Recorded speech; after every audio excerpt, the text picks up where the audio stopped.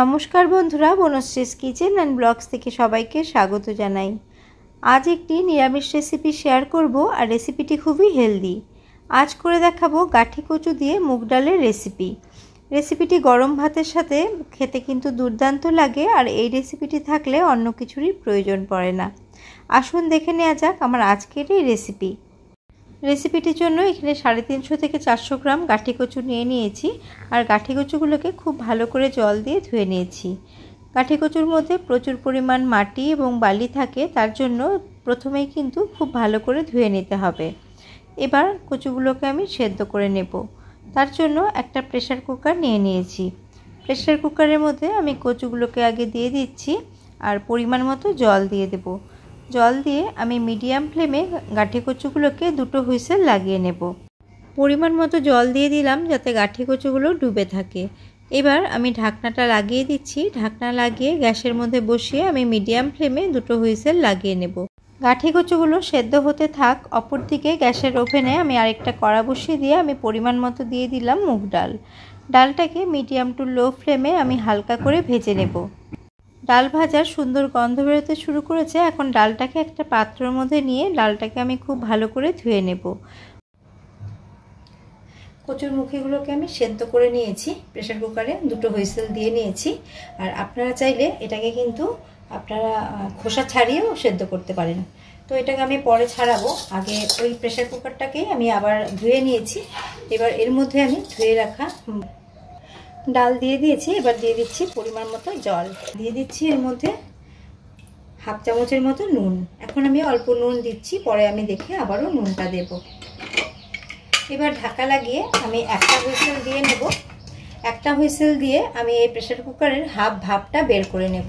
তাহলে কিন্তু এই ডালটা কিন্তু বেশি সেদ্ধ হয়ে যাবে না। আর যদি পুরো ভাপটা রয়ে যায় তাহলে কিন্তু ডালটা নরম হয়ে যেতে পারে বা গলে যেতে পারে।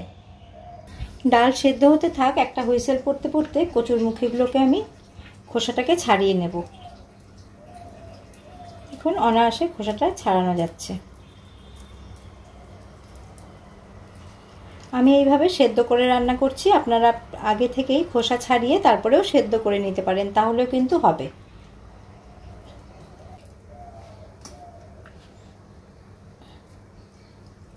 সমস্তটা এইভাবেই ছাড়িয়ে নেব।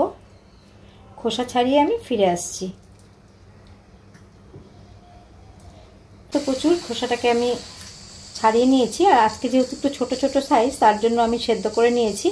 বড় সাইজ থাকলে কিন্তু খোসা ছাড়িয়ে রান্না করতে বেশি সুবিধা হয়। এবার এগুলোকে আমি আমার প্রয়োজন মতো বা একটু ছোট করে টুকরো করে নেব। যেগুলো একটু বড় আছে আর ছোটগুলোকে আমি আধ ফালা এরকম করে নেব। আর যেগুলো আরও ছোট আছে সেগুলোকে আমি গোটা গোটাই রেখে দেব। এইভাবে সমস্তটা আমি কেটে নিচ্ছি। আর এই ডাল খেতে কিন্তু দারুণ লাগে। আপনারা যদি কখনো না খেয়ে থাকেন অবশ্যই একবার এইভাবে খেয়ে দেখবেন।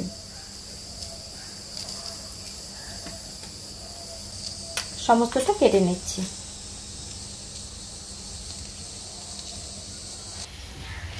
প্রেসার কুকারে একটা হুইসেল পড়ে গেল। এখন আমি গ্যাসের ফ্লেমটাকে অফ করে দিলাম। অফ করে দিয়ে এর ভাপটা যে আছে ভাপটা আধা আমি বের করে দেব। প্রেসার কুকারে যে আধা ভেতরে ভাপটা আছে সেই ভাপটাকে ডালটাকে ভালো করে সেদ্ধ করে নিয়েছি।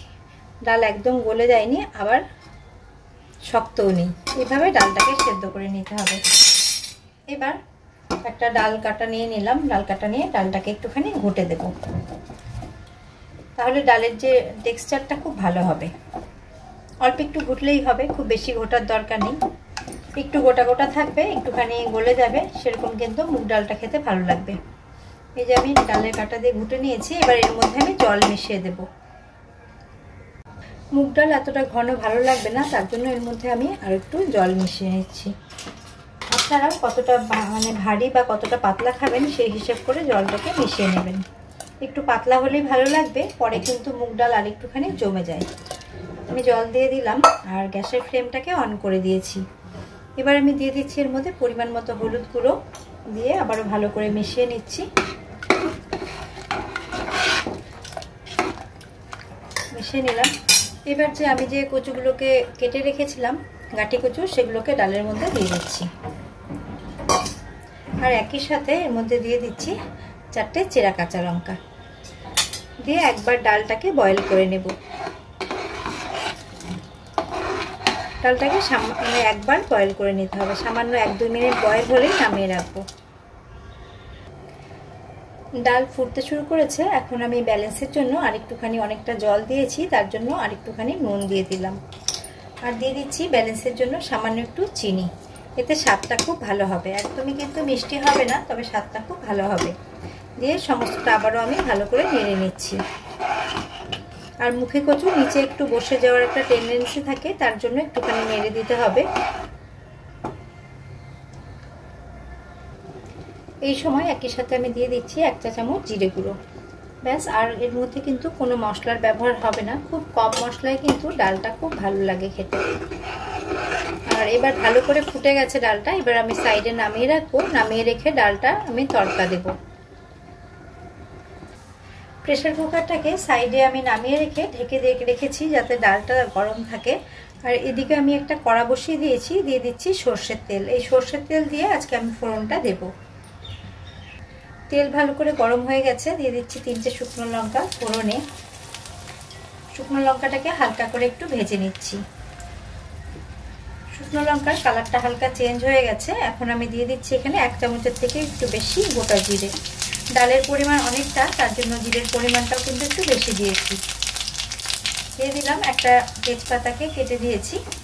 এবার যে ডালটা আমি নামিয়ে রেখেছি সেই ডালটাকে একটুখানি নাড়া দিয়ে নেব, নেড়ে আমি ফোড়ন মানে কড়ার মধ্যে দিয়ে দেব।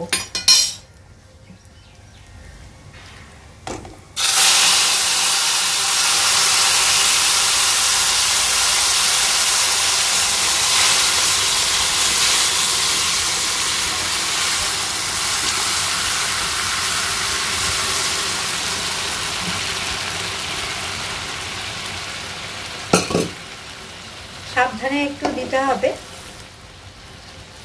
তো গায়ে ছিটে আসবে। আর রেডি হয়ে গেল আমার ডাল, আমি এখন সার্ভ করে দেখাবো। আর এখন একটু নুন মিষ্টিটা আরেকবার চেক করে নিচ্ছি, যদি লাগে এই সময় আমি অ্যাড করে দেব। আপনারা চাইলে এর মধ্যে গাঠি কচু আর একটু বেশিও দিতে পারেন। আজকে আমার কাছে যতটুকু ছিল আমি ততটুকু দিয়ে দিয়েছি।